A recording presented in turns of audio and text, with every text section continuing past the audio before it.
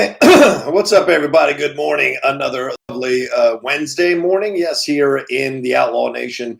You are tuning into Mornings with the Outlaw. Thanks so much for joining me today. Really appreciate you all coming along here. Just adjusting a little bit of the zoom here on the camera. I wasn't able to put up the. Well, maybe I can put them up before we end this show. We'll see. Just trying to kind of figure it out as I go along. Anyway, all right. Anyway, let's get into things today. Maybe we should put them up. What do you think? Should we put them up? Let's put it up because it's a little bit too bright.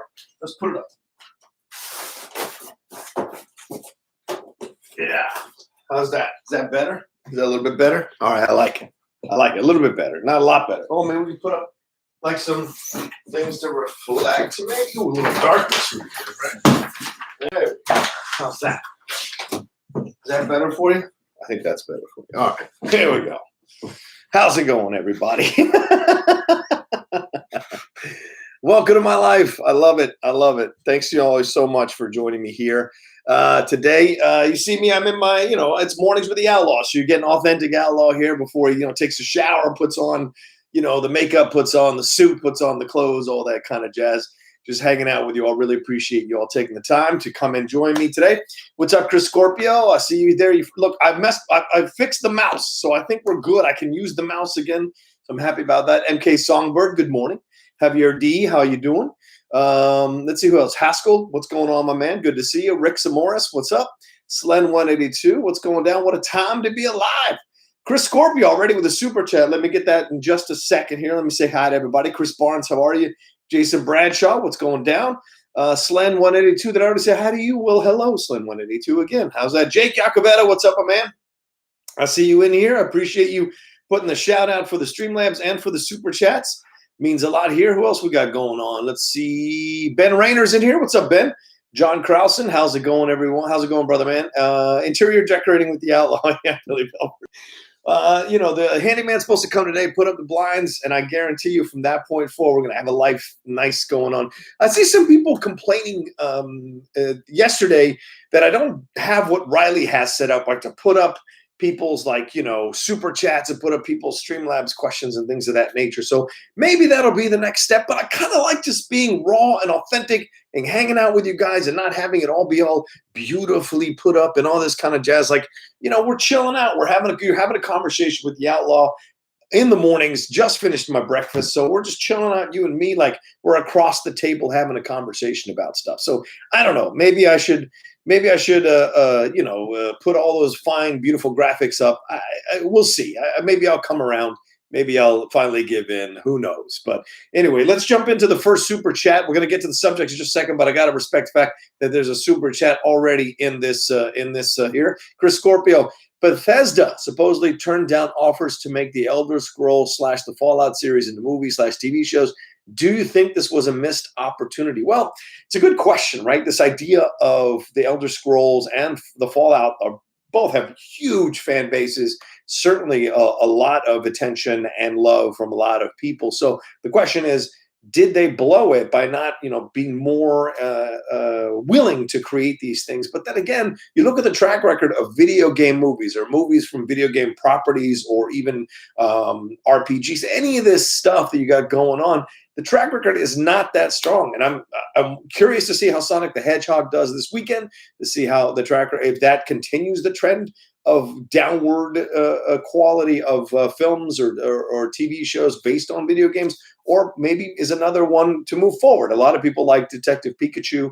Last year, thought it was a lot of fun and kind of was, kind of the best video game movie or best film based on a kind of a video game or game property, that kind of stuff. So we'll see. But the Elder Scrolls has an incredible mythology and history. So I think it's more, I could have definitely seen that more of it as a TV show than as a movie. Whereas Fallout, I could definitely see Fallout as a movie. But maybe they don't want to necessarily take the chance to sink a lot of the budget into these kinds of things and not have the best result in the long run. So I don't fault them for it. But then by the same token, I also think it is a little bit of a missed opportunity if they could have gotten it right, if they could have got the right people involved in this. So we'll see how it goes along if that ends up being, something that is fantastic. Jake Gacavetta says, finished breakfast before the stream, huh? No Outlaw Saloon today. Yes, I did. We're eating a little bit early today here in the Rocha/Lindley household, the Outlaws household. By the way, this is a serious thing. Last night or 2 days ago, 2 nights ago, my girlfriend Lindley, she actually said to me, I think we should start our show, The Outlaws, and we just come on and just talk about whatever's on our mind. It's good. Doesn't have to be entertainment. It'll be whatever, our relationship, whatever. So there is a very strong possibility that there will be just a YouTube only show that is called The Outlaws, where we just kind of get on camera and talk about our lives and our relationships and what's going on, because we couldn't be two more different people, but also similar people in a lot of ways. So she actually broached it. So the possibility is there. The Outlaws. We'll see. We'll see if it actually happens. So I'll keep you updated. That's for damn sure. All right, let's get into the first subject matter, and that's The Hunt. Well. This film that caused so much controversy last year because it was supposedly politically explosive film that got kind of misconstrued by the conservatives, by the right, thinking that it was another Hollywood liberal elite film that makes fun of the conservatives or makes fun of the religious right or the red states. They kind of had a little bit of egg on their face when it was revealed that actually this is kind of a semi-pro-conservative, pro-seeing both the lunacy on both sides of the political spectrum type of movie. But unfortunately, because of the shootings and all the stuff that was going down, they put the kibosh on this film. And this is from Universal. They were supposed to come out on September 27th of 2019. And remember, this is from writer-producer Damon Lindelof, who just, of course, coming off of the incredible reception to Watchmen on HBO, and director Craig Zobel. But they have decided now they're going to release the movie. They're not just they were going to drop it on, there were a lot of rumors they're going to drop it on streaming or digital or what have you, but no, they're actually going to release this thing in the theaters on March 13th of this year. Now, a lot of things come to mind. Let me let you know what Craig Zobel said about the situation. He said, if I believed this film could incite violence, I wouldn't have made it. Our ambition was to poke at both sides of the aisle equally. He calls The Hunt a fan action thriller full of satirical moments, which we see in the trailer for sure. And we'll get to that in just a second.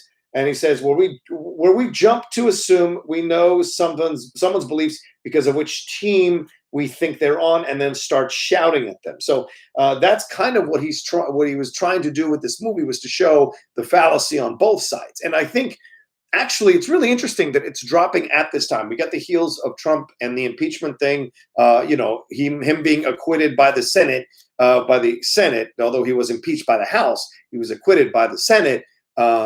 And all of that reaction, right? But then we see all these, and I tweeted about this last night after the New Hampshire primary, we see all the left is like upset at each other and cannibalizing each other and going at each other. So, and making some crazy statements, doing some crazy things.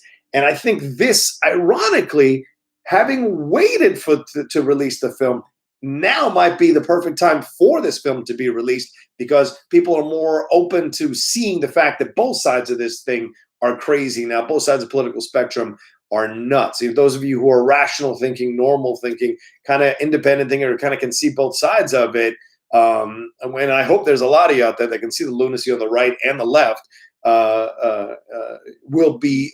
we'll understand the film like this. We'll get a film like this. We'll appreciate a film like this. Do I think it'll make a lot of money? No. I think it'll come out and people will go see it and make their own decisions. And I'll try to get into a screening, and hopefully I can do the junket. We'll see. The publicists and some of the studios haven't, I've been kind of knocking on that door, because I'm just an outlet that's building. So I don't always get to do the junkets, but I am getting into the screenings, and I'll talk about Invisible Man for a few minutes a little bit later, because apparently Lee Winnell said it's okay to talk about it. So I will in just a second, or a little bit later in the show. But so Universal is going to release this on March 13th, 2020.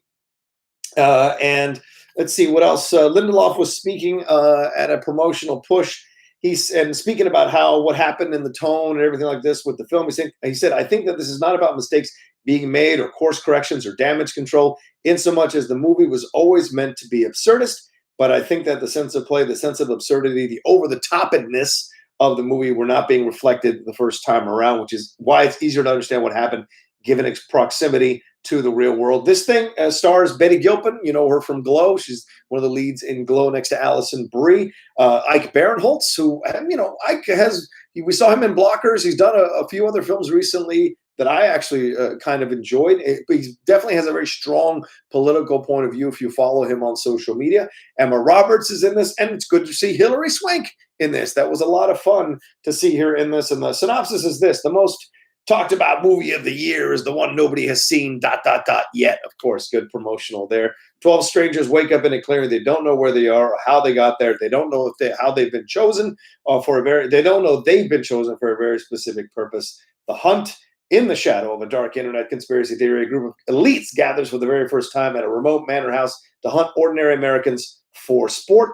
But the elites' master plan is about to be derailed because one of the hunted, Crystal, that's Betty Gilpin, knows the hunter's games better than knows the hunter's game better than they do. She turns the tables on the killers, picking them off one by one as she makes her way toward the mysterious woman, Hilary Swank, at the center of it all. And this is also from from Jason Blum, so maybe they just thought this is the right time to drop this thing. It's kind of in the middle of political season. So it's ironic. Usually when films get pushed, they rarely do well, especially for political reasons. But this one seems to be the right time for it to be moved in the middle of what's happening. So I saw the trailer. I like the trailer. I think it shows a lot of action. Now, it doesn't look like a high level made film. No, it doesn't radiate that kind of vibe. And maybe that's on purpose, because this is supposed to be one of these kind of like guerrilla type vibe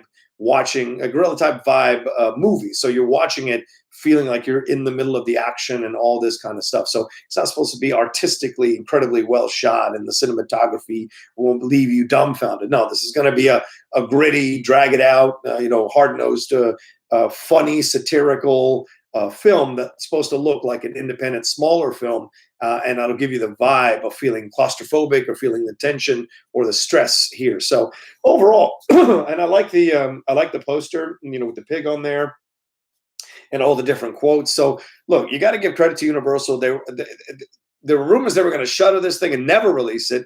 There were rumors they were just going to drop it on a streaming service and be done with it. So maybe they saw something. Maybe they did some re-edits. Maybe there was stuff going on behind the scenes that they took a look at this thing again, especially, like I said, on the heels of Damon Lindelof doing so well with The Watchmen. And, of course, Jason Blum is beloved by horror fans and the mainstream fans as well. Maybe they think this whole combo will be a positive overall for this film to do some kind of box office business before they drop it on streaming and drop it on digital and what have you. So overall, I think it's a smart move.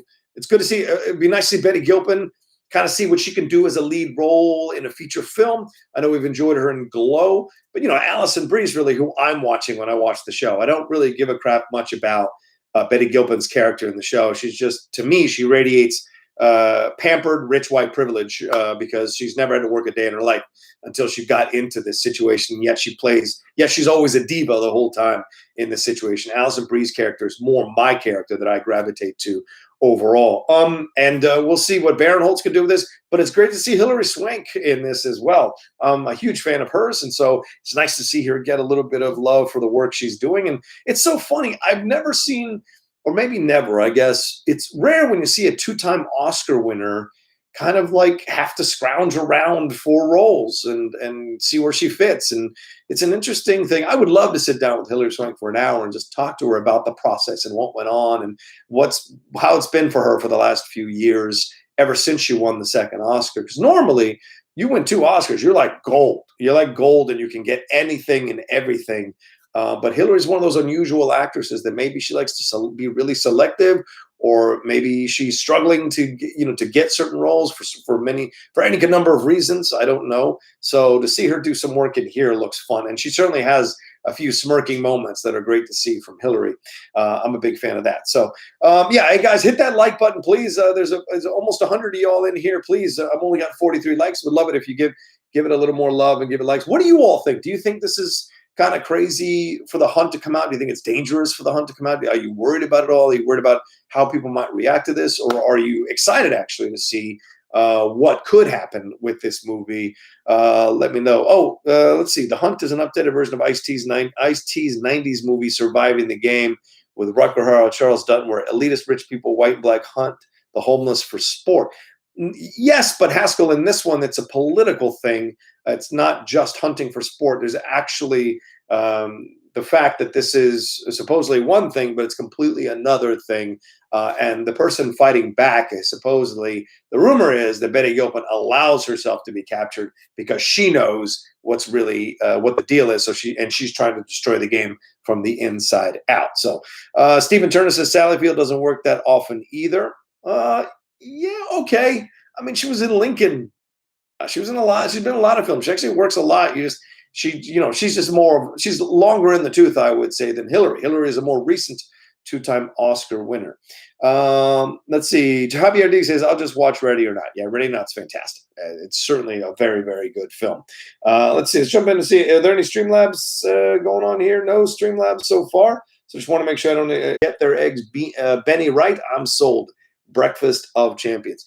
No, my girlfriend will tell you this is the honest truth. To me, it's all about the pancakes. It's always been about the pancakes. If you don't bring, and I don't mean buttermilk, I'm talking about if you don't bring some, some good oat pancakes, some good buckwheat pancakes, some good multigrain pancakes, I can't give you a positive review on Yelp or any place else, because to me, that's the difference. Anybody can do buttermilk. And you got to do it. You got to do it right. See, my problem is people like to overcook their pancakes. I like my pancake just barely all the way cooked. As long as it's all the way cooked, but not too dark, it's a little light. That's how I judge it. And of course, the multigrain has to kind of dissolve with the syrup. So I love the Harvest Grain Nut over at IHOP. Patty's up in Burbank on Riverside, in Toluca Lake rather. That they do some great multigrain pancakes.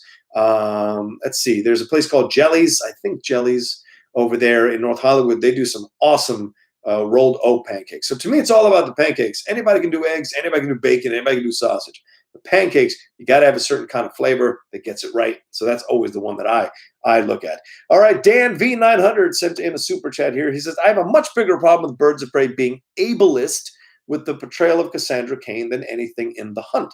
No one seems to care, though, since it's fine with removing representation.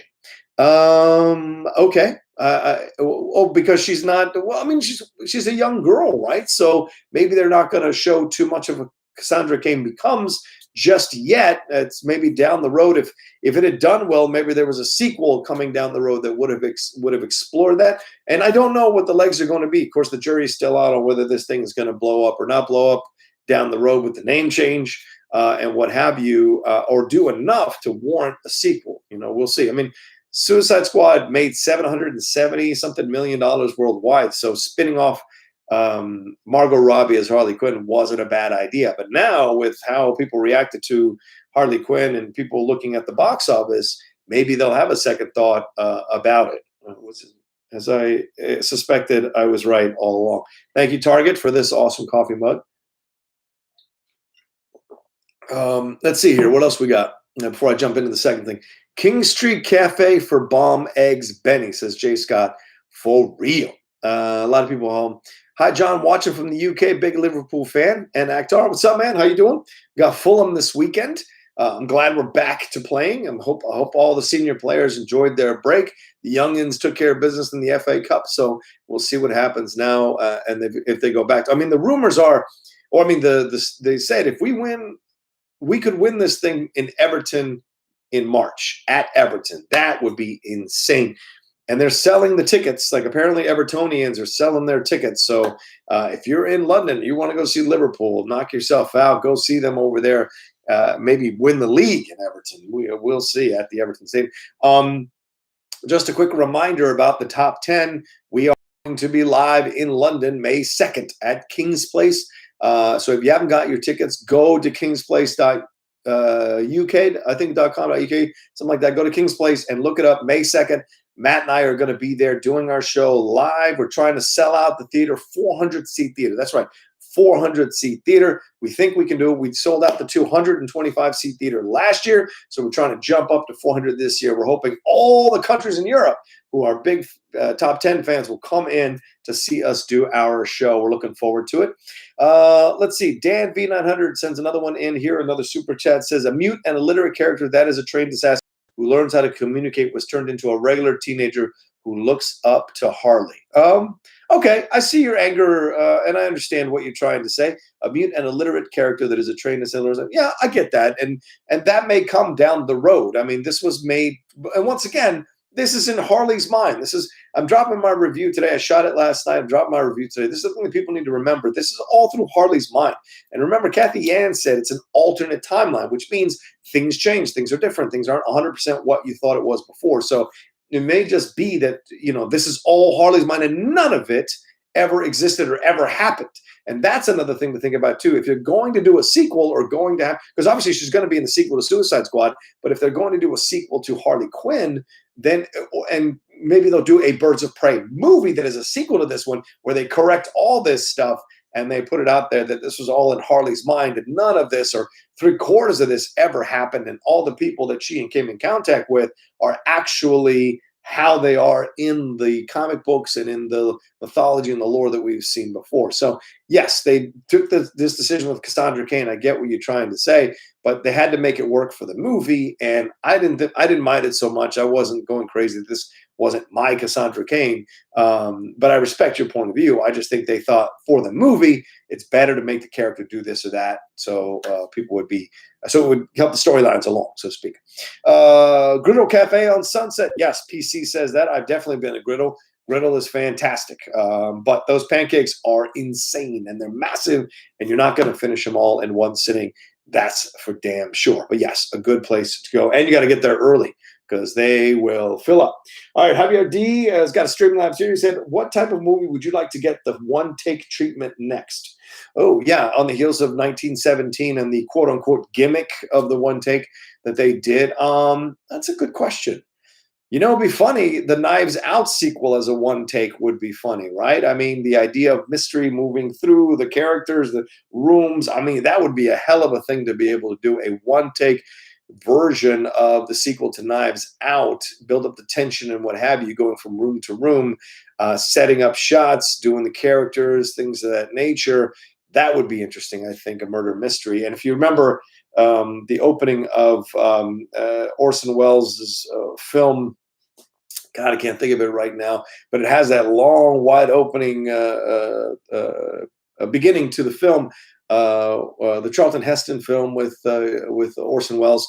That whole thing was all one take, and it was like, I don't know, it was like 8 minutes, the opening to that film. So that's a possibility when you're doing those kinds of movies, like mystery thrillers or what have you. Doing one take would be a lot of fun. How about a Mission Impossible film that's one take? Could they do that? Tom Cruise would be up for it to try. That would be fascinating to see if they could do the action and the stunts and the adventures and the blow-ups and the different countries and getting on the planes, all that jazz. Can they do it all in one take? Once they start off on the plane, land the plane, or they start off like just as the plane's landing, boom, off the plane onto the tarmac, and then everything happens in that particular country or neighboring countries. Could be interesting. I'm just putting it out there. Could be very, very interesting. We'll see. All right. Oh, someone said Snake Eyes opening was one take. Yeah. What's the name of that movie? Does anybody remember the name? I know I've got a Schmoedown match coming up, and here I am. I can't even think of the movie that Orson Welles did. It's one of my favorite movies. We covered it on the Cinephiles. So I know The Third Man, Citizen Kane. I have to look it up because I'm an idiot. I have to look it up. Charlton Heston is Vargas in this thing. What is it? Touch of Evil. There it is. Boom. Touch of Evil. I knew it came to me eventually. All right. Anyway. All right. Let's move on to our second story, and that's the trailer for The French Dispatch. That dropped this morning. Very happy to see it drop. I was hoping it would drop before I came on to do Mornings with the Outlaw, so I'm excited that it dropped ahead. I absolutely thoroughly enjoyed this trailer. Look, you have to be a Wes Anderson person, I think, to enjoy Wes Anderson's work, to enjoy Wes Anderson's trailers or movies. And The French Dispatch looks like the most Wes Anderson of the Wes Anderson films. It's so perfectly cute and specific And you can tell that it's very influenced by the New Yorker. And this is based on real stuff that occurred it's called In May 68 in France. Let me see if I can find the description here, because I've got a little bit of the description that I looked up before I got on here with you all. So it's a comedy drama.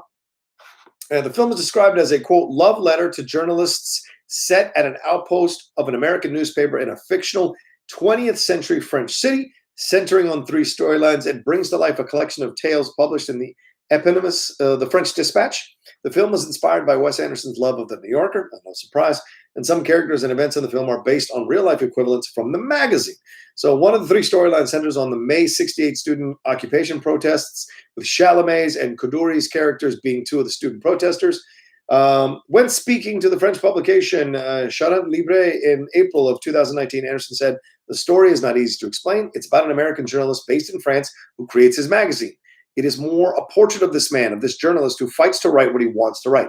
It's not a movie about freedom of the press, but when you talk about reporters, you also talk about what's going on in the real world. And the cast is incredible here. Tilda Swinton, Frances McDormand, Bill Murray, Jeffrey Wright, Adrian Brody, Benicio del Toro, Owen Wilson, Léa Seydoux, Timothy Chalamet, Lena Kudry, Matthew Amalric, who people know from, Matthew Amalric, who people might know from Quantum of Solace. Christoph Waltz is in this, Jason Schwartzman, Elizabeth Moss, Griffin Dunn, Henry Winkler, Bob Balaban, Saoirse Ronan, Liev Schreiber, Edward Norton, Willem Dafoe, Cécile de France, Tony Revolori, who you remember from Grand Budapest Hotel, Angelica Houston, Kate Winslet is even in this thing. So many incredible actors in this. I absolutely loved it. Being a fan of literature, being a fan of magazines and newspapers, those kinds of things, I thought it perfectly captured the vibe. And they talk about the May 68 protests, and this is a thing that happened in France, a real thing that happened in France. In May 1968, a period of civil unrest occurred throughout France, lasting some 7 weeks and punctuated by demonstrations, general strikes, and the occupation of universities and factories. At the height of the events, which have since become known as May 68, the economy of France came to a halt.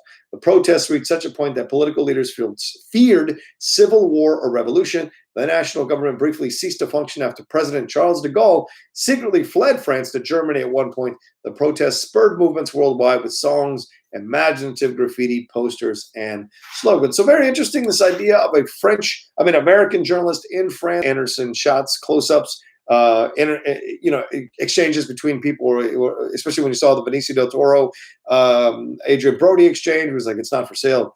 Of course it is. It's not for sale. Of course it is. It's not for sale. Of course it is. You see that kind of stuff all the time in the Wes Anderson movies. So, but I'll say this looks like I'm going to go see this and have a big smile on my face watching it the whole time, just enjoying what he's presenting. I'm a big Wes Anderson person, so for me, it hit all the right notes, and I'm excited to see what the overall product is. And if I put this in there, yeah, Cinephile says that trailer is Wes Anderson overdose, man. Yeah, at least that's a legitimate fact for you, Cinephile. You're not posting lies like you were posting. Yes, I want to make sure before I don't want to miss anybody here. Let's see. Let's see. Well, Billy Belford says, I'm so hit or miss when it comes to Wes Anderson. I only really enjoy Rushmore and Royal Tenenbaums. Yeah, see, some people are. Some people are hit or miss. I enjoy every single one of them, except there are two I don't. I never was a fan of Bottle Rocket. I know a lot of people like Bottle Rocket, but for whatever reason, it doesn't work for me. And I didn't like the Darjeeling Limited. I didn't like that one. But I enjoyed Moonrise Kingdom, loved the Grand Budapest Hotel, and I've enjoyed pretty much all his films that he's done. Royal Tenenbaums is fantastic. The Life Aquatic was great as well. I want to see if Rushmore was incredible. Fantastic Mr. Fox is one that I really enjoy owning on Criterion. I even liked Isle of Dogs. I liked Isle of Dogs a lot. I don't know why people had such an issue with that one. Moonrise Kingdom was great. And Royal Tenenbaums, of course. Royal Tenenbaums is one that grew on me. I liked it the first time, then kind of didn't feel myself coming back to it. And then in the end, I found myself that I really enjoyed that movie. Do you guys having more of a cultural more of a diverse cast in the Wes Anderson movies. Usually, most of the time, it's a rare thing to see a minority in a Wes Anderson film. And that's okay. I don't think Wes Anderson is trying to be like, white or supremacist or anything, or trying to be racist or anything. It's just his stories don't necessarily cross over like that. But in this film, we've got Jeffrey Wright, we've got a couple of Asian actors, we've got stuff going on here, international actors. So there's enough to explore here that I think is going to be exciting, because in Royal Tenenbaums, what do you have? Danny Glover and his son. That's pretty much it for a person of color. I don't remember any people of color in, I think maybe in the voices in Isle of Dogs, there were some of that, but most of the time you don't get, look in Fantastic Mr. Fox, I think pretty much all the voices are white voices. So it's just that kind of thing with that. Tony Revolori, certainly a person of color as a lead in the Grand Budapest Hotel. But other than that, it's Ray Fiennes, Saoirse Ronan, Adrian Brody, Tilda Swinton, some of the palest people you'll find on the planet. So, Willem Dafoe. So it's all part of that situation there. But this looks fun. This looks interesting. And I enjoy that it's like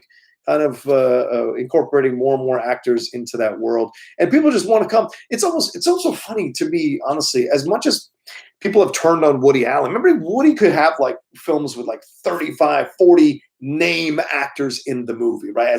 At the height of his popularity, he was able to attract anybody to be in his movies almost. And I think Wes Anderson has kind of deftly and subtly slid into that spot. And you get, because just like Woody Allen, Wes Anderson is an auteur in the smaller independent way, or films rather. And so when people go to see his films, they know what they're going to get. When you go to a Woody Allen film, most of the times you know what you're going to get. Now, are there exceptions? Certainly. Match Point was an incredible exception. Vicky Cristina Barcelona is an incredible exception. But overall, you get what you get, like Annie Hall, or Crimes and Misdemeanors, or Hannah and Her Sisters, or even The Purple Rose of Cairo. You know what you're going to get when you go in to see those movies. With Wes Anderson, he rarely strays from what he knows and what he does best. And, it's funny because Guy Ritchie, if he goes back and does another British gangster film, people get upset. But people don't get upset with Wes coming back to do what he does, because I think people feel a quaintness about Wes, an affection for Wes, a charm about Wes's work that they gravitate to and enjoy. So, I think that's why he gets away with it as much as he does. Andrew Valdez says he has been criticized for how he uses people of color in his movies too. Sure, but I've never seen it being used in a way that's stereotypically racist or dismissive or anything like that. So I've never felt that way when I watch his films. Cam Chef says, I always love expatriate flicks. Yes, something I reported to Anderson made him change Life Aquatic too. I just didn't like the changes. Oh, okay. Something you reported to it? All right. Interesting. I'd like to hear more about that. Manny Gonzalez wants to let me know. John Rocha, just a heads up, Thursdays I won't be joining you live, but I will definitely catch replay at work. Okay. Here's the deal too. I should say this to you all. I tried to start the podcast feeds for each of my shows as a separate podcast feed, because I thought it'd be nice for people to kind of download it separately, whatever. But I've discovered that isn't really the best way to go after conversations with other people. I'm going to create an Outlaw Nation podcast stream, and that will have all my shows there for you to download on podcasts. So the Mornings with the Outlaw, the live streams, Deep Cut, Geek Buddy. No, not Geek Buddies. That's a separate thing. Whatever else is on my feed, movie reviews, and of course, I'll be bringing back the Outlaw Nation show itself. It'll just be random stuff from my own life. That'll be on there as well. So that's going to be something that I'm going to put on and announce by next week. Also, I'm thinking about doing something called Quick Shots in the Outlaw Quick Shots, and that'll be just like 3 to 7 minute videos, just kind of highlighting something, maybe giving the history of something, or maybe talking about a film that I love, or talking about a situation in life, maybe an emotional situation in life, what have you. Those are the kinds of things I'm coming down the pike as well with my world, and some other things. Had some meetings yesterday, some possibilities, hunting around for some announcements coming soon as well. So stay tuned to all of that. Let's see, any new no new Streamlabs. And guys, if you can hit the likes, I'd love to get over 100. I'm at 81 right now. If you haven't hit the like button, please veer over, hit that like button, and get me over 100. I'd really appreciate it. Thanks to everyone who's been watching and downloading and seeing this thing. in the over the last 2 episodes. They've gotten over 1,500 views, which means a lot to me. So thank you so much. I'm still building. I'm no SEN Live or Collider or John Campia. I'm just building step by step, seeing how many you come along and figuring this out as I go along. And yeah, I don't have the cute graphics and all this stuff that Riley has been so good at. I'm just me, and I will get around to it and fix it and do all of that. So I appreciate you all taking a chance on a guy like me. You should get Dan Murrell on a live stream if he has time. Yeah, absolutely. I'd love to get Dan Murrell on a live stream. That's certainly something I'm going to be focusing on more than anything else, is trying to bring more people into this. I think once the blinds get set up, I'm probably going to look at getting a actual like a full-on real camera. The HD camera is nice, but a full real camera I think will be better, because some of you have been complaining about skips and buffering and stops and all that, and I don't have to worry about any of that if I do it through a camera itself. So I think that's the smart way to go again. All right, there's no super chats in the room so far, no Streamlabs in the room so far. So I'm going to jump into my next subject, and that's the Oscars. Let's take a look at this thing. Oh, okay. So, and we'll see what happens with Wes Anderson and the French Dispatch. That is supposed to be coming out. When's it coming out? Releases it's releases in July. So July 24th, 2020. Look for that. It's coming out, and we'll see what the reaction to that film is. Certainly some great actors and it looks like a lot of fun, and certainly the most Wes Anderson of Wes Anderson films I've ever seen. And anything that is a tribute to the New Yorker excites me, because I used to read the New Yorker all the time growing up, and get a lot of analysis from things going on in the world politically and globally and intellectually, arts-wise, all this kind of stuff. The New Yorker covered so many things. All right. Well, let's move on to the Oscars, our last subject for the mornings with the Outlaw, before we have to wrap up in about 20 minutes. So this was the lowest rated Oscars show. It drew a rock bottom 23.6 million viewers. This is according to Deadline. Pretty insane. It was great that Parasite won Best Picture. A lot of people were happy about that. But look at there were a lot of populist films that were nominated here for Best Picture. Joker, Once Upon a Time in Hollywood, Ford versus Ferrari. All these films doing really well at the box office, and had a lot of kind of like fan bases, but they didn't show up for the Oscars. So that's a shame overall. 23.6 million is mind-blowing to me, because that is like just incredibly low. It's apparently an all-time low for the 92nd Academy Awards. Maybe because the awards were very predictable, maybe because people felt like maybe it's a Parasite backlash. I don't know. People, it's not an American film. Maybe people felt that thing was going to win. Maybe the idea of not having a host kind of messed with people as well. I don't know. But last year, it was the first ratings increase in 5 years. So they thought they'd do the same thing, no traditional host. And I thought they were actually more seamless this year than they were last year with the no host. But the ceremony did come in at 3.5 hours, just over 3.5 hours, which is 13 minutes longer than last year. And here's a credit to them, though. It didn't feel like it was longer. I actually was enjoying the show, rolling with the show, and doing well. So let's see. Last year, like I said, last year they had 29.6 million viewers and a 7.7 result among adults 18 to 49. This year, it was 23.6 million viewers, as I just said, and then a 5.3 rating in the 18 to 49 demographic with results. It also is down double digits from the Oscars' previous smallest audience, which was 26.5 million in 2008. Remember when everybody overreacted to that, and we're like, oh my God, we need to nominate more popular films, more superhero films. We need to not blah, blah, blah. It was the most, overall, the Oscars was the most watched entertainment special since last year's ceremony. It did top the Grammys, it did top the Golden Globes in total viewers. And there were no original programming that was scheduled against the Oscars by other networks, which maybe now, in retrospect, it might have been a missed opportunity, because people do love the Oscars, but clearly not at the levels that they did last year or the levels they did in 2018. Now, and the reason I put this in my headline, are the Oscars dead? Let's take a look at this. In 2001, the Oscars were had 42.9 million viewers. In 2002, 41.8. In 2003, 33. But in 2004, it jumped right back up to 43.5 million. That was the Lord of the Rings Return of the King year. Then $1 Million Baby in 2005, 42.1, 2006, 38.9 with Crash, then jumps back up in 2007 with The Departed, then drops almost 8 million viewers in 2008 for No Country for Old Men, jumps back up for Slumdog Millionaire, really hits its apex at in 2010 at 41.3 million. Oh, sorry, really jumps back up to 41.3 million viewers for The Hurt Locker, then back down to 37.9 in 2011, 39.3 up for 2012, then 40.3 for Argo in 2013. In 2014, 43.7 million viewers for the 12 Years a Slave Best Picture Oscars.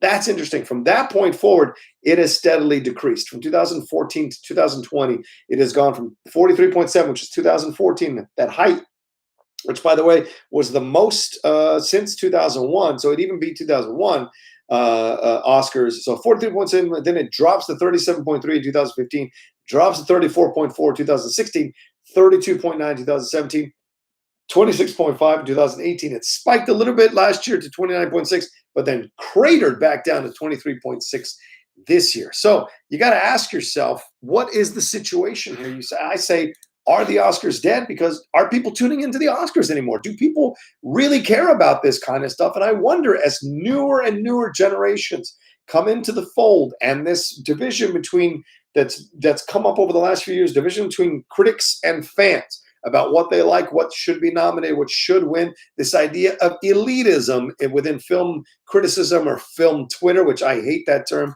film criticism, film knowledge or whatever. Do fans feel like they're being disregarded or pushed away or told what to like or told what films are great, and they're not agreeing with the critics? See, in the past, you usually agreed with the critics. You usually were on the same page with a majority of the critics about the best films of the year. But it seems that over the last few years, over the last 5 to 6 years, that's been changing. It seems like fans are upset at critics and upset that they're not liking other things and enjoying other things and feeling like their voices are essentially being shut out of the conversation. So is that being reflected in the Oscars? Are people not tuning in because they're like, they don't care? Or is it the fact that there is a lot of media that distracts them, that they can get the results immediately on their phones without having to watch the ceremony? Maybe they don't want to see the musical dances and the set pieces. Maybe they don't want a diverse Oscars. Maybe they don't want to have that stuff shoved down the throat. Certainly this year, there were so many political stances that it became an issue when you were watching the show. For me personally, and you know, everybody who follows me knows where I fall on the political spectrum. And for me, I thought it was way too much, and people were shoehorning stuff in that shouldn't be shoehorned in, that had nothing to do with the movie they won for. So to me, that was, I think that is a part of it. And I wouldn't be surprised if next year it's even lower, because people were upset about the political stances that were taken. People are upset at Hollywood. I mean, this idea that people are struggling to pay their bills, to fight and do multiple jobs because because they can't afford to put food on their table. Do they see the Hollywood elites, and do they feel like they're being sanctimonious to them? And by the way, I want to make this clear. The Hollywood elites are the first 4 or 5 rows, maybe the first 10 to 15 rows of that auditorium. After that, it's people struggling to get work, people struggling to survive, people struggling to pay their rent. Because this business, listen, 2% of the actors, 2% of actors make a living being an actor. And by living, I mean they can comfortably pay their rent, comfortably live their lives. 2%. Let that sink in. Not everyone is Tom Hanks. You know, you may see them on a commercial, but that commercial could be a buyout. You could see them on a TV show, but they made $980 that day. That's it. And if the episode shows again, they'll make half that much or a quarter that much. And then sometimes you'll see residuals. But over the last few years with SAG, they've really taken a bath on residuals, and the actors have had to pay for it. You know, they've increased the dues and the revenues to be part of SAG, but they've also reduced residuals, reduced initial payments, reduced all these kinds of things, because producers and productions have decided that they can go do non-union work and actors will follow. They know actors will work financial core, FICOR, which means they can work both non-union and union jobs at the same time and just freeze their union status. or the actors will just completely leave the union and just work non-union work and accept the buyouts. So sometimes those buyouts are 5,000 or 1,500 or 10,000 or even 20,000, but it's a chance that they're taking. The actor is that they'll win by getting that buyout initially, so they don't have to worry about residuals. But if their commercial or whatever blows up, they're not going to see the kind of money that they used to in days past. And maybe that's also going on with directors and writers and producers, that kind of thing. So there's always these battles between production companies who want to make as much media as possible and undercut all the artists involved. All the actors, the writers, the producers, the directors, everybody, the production team, everybody involved. These people who are producers slide into these jobs and they want to pay as little as possible to get as much work out of these employees and others. I've worked on a number of productions. I've seen it happen all the effing time. And nowhere is it worse than reality television. Reality television is the worst. They absolutely use people and use them to a nub. They work them to a nub because they know they're non-union. They're not going to have to, they can pressure them. They can emotionally mess with them. They can, kind of dangle the possibility of more money so these people can make some kind of payment for their rent, save some money, and do some terrible things. I've seen some terrible things happen on sets to people as a result of producers wanting to save money or wanting to abuse situations. So, I mean, that happens. So you ask yourself, all right, well, where does this go? You know what I'm saying?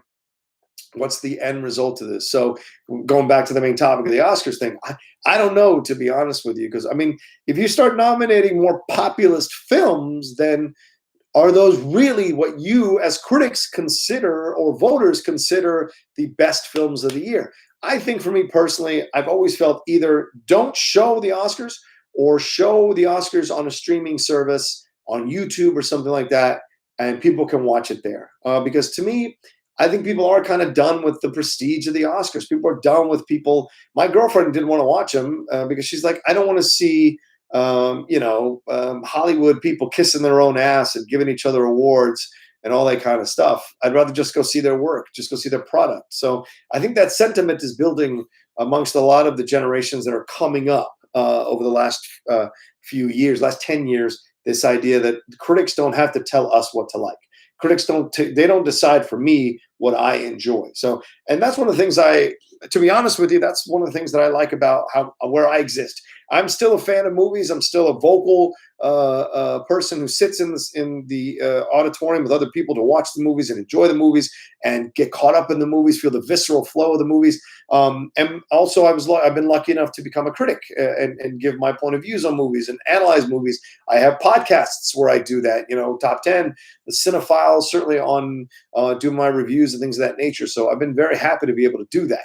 So the fact I got my foot in both communities, and I don't ever want to put both of my feet in one or the other, because I like the idea of being able to understand what people feel and think about what's going on and with the critics and what's going on with analysis of film. And I like the idea that I can talk with critics about their point of views on film and at least be respected somewhat for my point of view and my analysis and my approach to these kinds of things. So those are the things that I think, that's why I sense that's what's happening. I sense the division going on is becoming starker and starker, and I think it's being reflected in the Oscars as well. And of course, you can explore, is there just more stuff to distract us all the time? We'll see.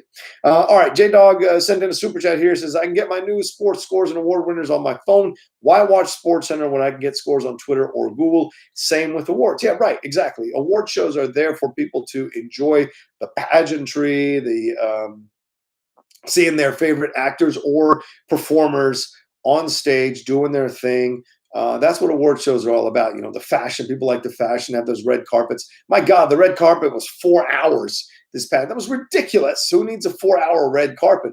But there it was, people trying to make their ratings and what have you. So in the end, that's the thing. People can get their news from anywhere. And that's, at the end of the day, that's what I think is why people are starting to move away from this kind of stuff. They don't need the event status of the Oscars is nowhere near where it used to be. And that's unfortunate. It's a shame, but that's just how things are changing. So you look at something like the Independent Spirit Awards, that's getting a little more notoriety, a little more press over the last few years.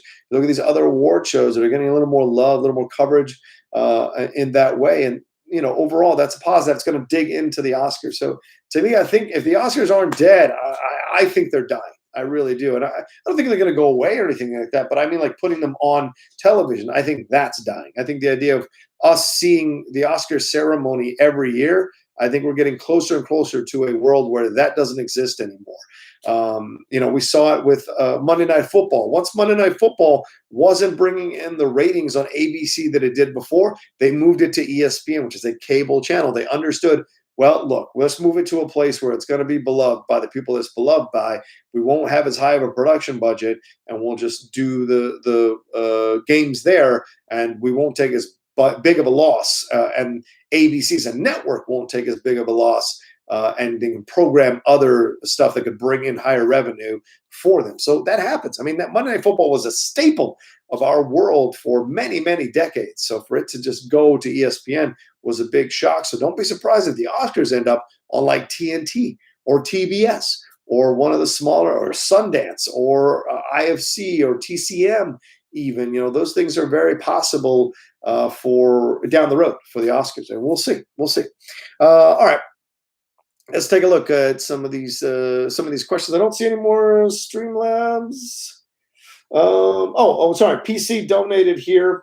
Any plans for Valentine's Day? It doesn't have to be on the 14th. No, we have no plans because my girlfriend does not believe in Valentine's Day. So she's not a fan of it. I asked her last night. I said, honey, I know your sister and your mother sent you Valentine's Day cards. Do you want me to plan something with it? She's like, no, babes, every day with you is Valentine's Day. We've had a great relationship every day. You tell me what you love me and show me and blah, blah, blah. So to me, we don't have to do Valentine's. They don't believe in that kind of stuff. So God love my girlfriend is not a big deal. That being said, I got something planned for Saturday night. So no. I'm going to do something. So that being said, I'm going to take her someplace nice and treat her well for that night. So yeah, but she's not a big fan of that kind of stuff. She doesn't need all those kinds of things.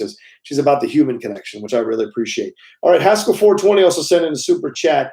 He said, name your quick cuts, the quick draw. It fits. I don't like it. It makes me think of quick draw McDraw. I don't like that at all. I like quick shots because bam, bam. I like the vibe of that. But I appreciate the suggestion, Ed.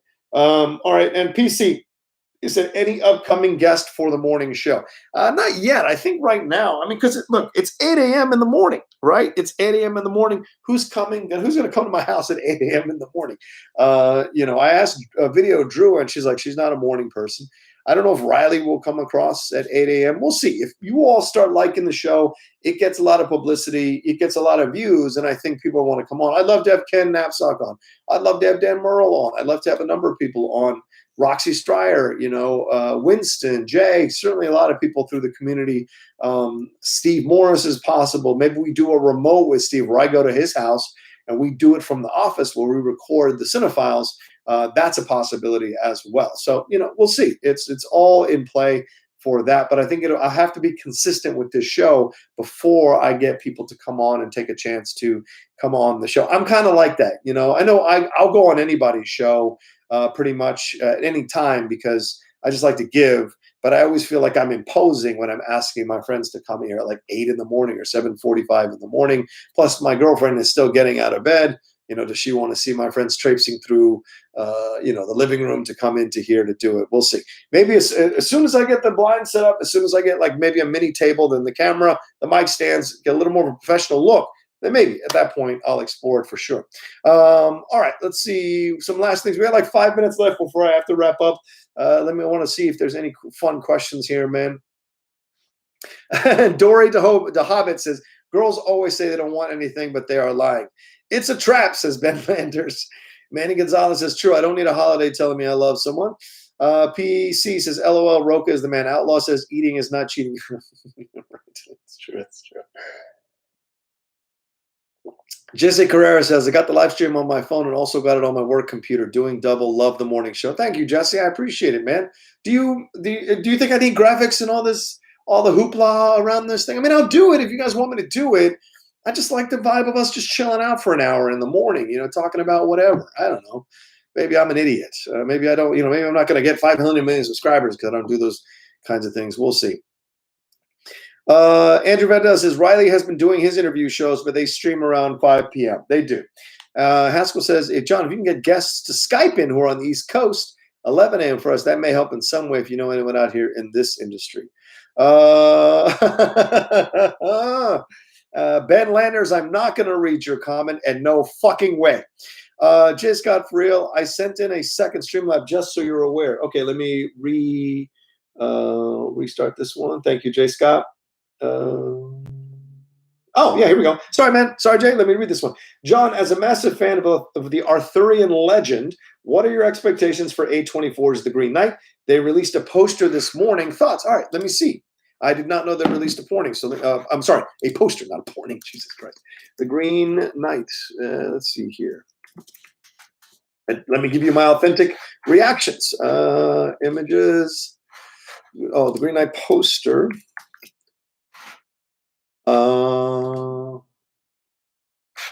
Whoa. That is badass. Holy shit. When honor was everything. When courage made... I don't know what that means. All right, hold on. Let me see if I can get to a Wikipedia post for this. Let's see. Right, this is David Lowery's thing for the Green Knights. And the trailer is dropping tomorrow, so if it drops before Mornings with the Outlaw, I will definitely cover it and talk about it on here. Let's see. Lowry did Ghost Story. He did Pete's Dragon. He also did Old Man and the Gun, which I really enjoyed. That Robert Redford film with Sissy Spacek. That was a fantastic film, certainly. The film is going to open this summer. It stars Dev Patel, Alicia Vikander, Joel Edgerton, Barry Keoghan, Sean Harris, Kate Dickie, and Ralph Ineson. Is there a synopsis on The Green Knight? The story basically goes that the Green Knight came to court of King Arthur with a challenge to any knight to strike him with his axe, but he will return the blow in a year and a day. Gawain accepts the challenge, cuts off the Green Knight's head, but then the Green Knight picks up his own head and basically says, "See you in a year and a day, Gawain." So Gawain must figure out how to keep up his end of the wager while not getting his own head cut off. Interesting. Wow. All right. I'm kind of down. I like the poster, but I'm trying to read this. Let me see if I can make it a little closer here. Zoom in.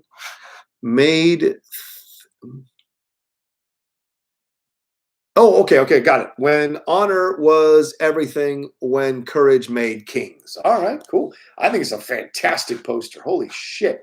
Certainly gets me in the mood to see this movie. I love the design, the little crown on the back, almost like a pseudo halo, like you saw in the paintings of Jesus and all that kind of scene. That whole halo thing. You got the crown attached to it. You got the chainmail that he's wearing, the beard, the bushy eyebrows, the whole nine. And from behind, he looks like some kind of creature while also being human. So I think that's pretty badass. So that's what I'll tell you. It looks pretty freaking awesome. I'm a huge fan of that right now. Oh, thank you so much. 119 likes. Really appreciate you all. Give me those likes. I'm going to wrap up here in about 2 minutes. So let me take a look and see if there's anything. Just got here. Justin Ross asks, just got here. Have we talked about the French Dispatch yet? Yes, we did. About 25 minutes into the show, if you want to go back, we start talking about the French Dispatch and how much I liked that trailer and the poster and what it might be all about. Is there any other did I miss anybody else's super chat? Did I miss Scorpio, the Griddle Cafe, Javier D? Yeah, PC. Oh, PC, I love your channel, Outlaw Rocha. A lot of us do. Oh, thanks, PC. I appreciate that here. Hey, John, top of the morning to you. I forgot to ask you this earlier. What do you think makes a good breakfast? Eggs. Now that I'm older, eggs makes a good breakfast with some kind of meat, either ham, bacon, or turkey sausage. I'm not a fan of actual sausage, so I like the turkey sausage better. And then toast. I had a bagel this morning. I'm trying to eat more at the house, so I'm trying to not buy breakfast, not buy lunch, not buy dinner. So we went to the grocery store last night, spent a pretty penny, but I'm trying to make myself eat at the home. So that's usually what I like for me for breakfast. And then once a week, pancakes. I only get them once a week. Andrew Di Malanta wants to know, has Lady Outlaw attended any live Schmoedown events? If not, will she ever? Would love to meet her. Yes, she did. She came to the Schmoedown Spectacular when I told her not to, when she was sick as well. I had the bronchitis. She got a little bit of it too. I told her not to. She came. She came to the free-for-all last year. She had a really good time at the free-for-all last year. She's never flown with me anywhere to any of the live events. That she hasn't done, but she has come live, and she's come to a couple of in-studio tapings as well. She was there when I beat Bibiani. She was very great at keeping me calm and going through everything. So, yeah, she's been to these. She's fantastic. Shout out to Andrew DiMolanta and that incredible video he did for the Finstock Exchange. If you guys haven't watched that, it is so, so good. Hashtag Greed is good. Go and find it on the Facebook page for the Movie Trivia Schmodown. See what he was able to do. And his lovely wife, who did the singing for the lyrics in the video as well. So we'll see, man. Look, it's a lot of pressure now than he's ever given, and we'll see if I'm left standing or he's left standing by the end. But certainly, it's an interesting challenge for me at this stage in my career to go toe-to-toe with Oyama, who I respect madly. It's going to be an honor to be in the ring with that kid because I really like what he did, ripping through everybody, winning that title, and he stumbled the last couple of matches. I will say the Snyder match was a little bit of a stumble too because it looked like he couldn't handle the live event a little bit, and then, of course, what Ben did to him at the Schmodown Spectacular. So we'll see what Oyama I get. All I know is that Oyama in the studio is undefeated. Oyama on live events has lost once. So we'll see. I'm going to see what kind of guy I get with Oyama. So it's a lot of fun. All right. That's it for me. It is 9:06. I got to wrap it up and give you an hour today. Got to start shooting some videos today, some content I'm going to put up here. I'm going to shoot a movie review for Downhill, the new Will Ferrell, Julia Louis-Dreyfus movie, and for The Invisible Man. Now, I can't drop The Invisible Man until the 24th, but I will drop the Downhill review this week. Let me tell you this about Invisible Man, because now we can talk about it. Lee Winnell said it's okay. I'm going to tweet about it in a little bit. It was incredible. It was so good. So good. You guys are going to enjoy the living shit out of The Invisible Man. And Elizabeth Moss was fantastic. Absolutely fantastic. Lee Winnell should keep directing everything. Honestly. So good. So that's my mini review. I'm going to tweet about it later, and then I'll do a full review when it's up. Do you guys like the non-spoiler and then the spoiler? I feel like I just want to do spoiler reviews where I can talk about the film, and like maybe I'll do 5-minute non-spoiler reviews and then 10 to 15-minute like spoiler reviews getting deep into the movie. Maybe that's more my kind of thing. So, all right. All right, that's it. I got to wrap it up. Love all of you. Thank you so much for joining me. Thank you so much for the likes, putting it over 120 likes. I appreciate that so much as this show is building. It's been great. So we'll talk to you tomorrow morning at 8 a.m. with another live episode of Mornings with the Outlaw. Make sure you check out my other content on here. The new Geek Buddies episode dropped a few days ago. I got that up there on there as well. The new Deep Cut episode that I dropped, which was the interview I had with the two award-winning directors, Stephen Bogner and Julie Reichardt, for the American Factory documentary. That is up as well. And then just look for more content coming down the pike. So all of it. And please subscribe to the channel. There, that red button, hit subscribe. Trying to get to those 20,000 subscribers for the channel would be really great. If you want to follow me on Twitter or Instagram, you haven't done that yet, at The Rocha Says. Thanks to Jake Iacobetta for moderating here in the panel. Really appreciate it. You all have a great rest of your day. We'll talk to you soon. And look for some pictures from me tonight. My girlfriend at UCLA, she is in charge. She created and did the menu for this Harry Potter dinner. So I'm going to be there at that Harry Potter dinner. And she said I can't bring my wand or anything like that, but I'm going to bring my wand and have a little fun. I'll probably get shit for it, but I'm going to do it anyway. All right. Love all of you. We'll talk to you tomorrow morning, 8 a.m. again for Mornings with the Outlaw. Take care until then.